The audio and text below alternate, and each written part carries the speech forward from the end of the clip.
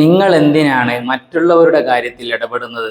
അവർ അവരുടെ ഇഷ്ടത്തിന് ജീവിച്ചോട്ടെ എന്ന് ചിലരെങ്കിലും പറയാറും ചിന്തിക്കാറുമുണ്ട്.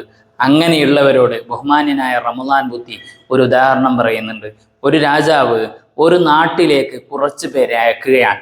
ആ നാട്ടുകാർക്ക് സേവനം ചെയ്യാനുള്ള എല്ലാ സാമ്പത്തിക സഹായങ്ങളും കൊടുത്തുകൊണ്ടാണ് ഈ രാജാവ് ഇവരെ ആ നാട്ടിലേക്ക് അയക്കുന്നത്. ആ നാട്ടിലേക്ക് എത്തിയപ്പോൾ പോയവരിൽ നിന്നുള്ള ചിലര് ആ രാജാവ് കൊടുത്ത ക്യാഷ് കൊണ്ട് സ്വന്തം ആവശ്യങ്ങൾ പലതും ഉപയോഗിക്കുകയും ചെയ്തു.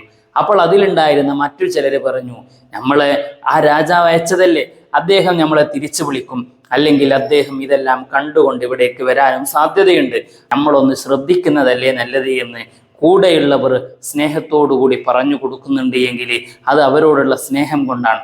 അതുപോലെയാണ് പടച്ചവനാണ് നമ്മൾ അയച്ചത്, അവൻ നമ്മളെ കാണുന്നുണ്ട് എന്നുള്ള കൃത്യമായ നിലക്ക് ബോധ്യമുള്ളവർ അത് പറഞ്ഞു കൊടുത്തുകൊണ്ടേയിരിക്കും. അത് അവരുടെ കടമയാണ്.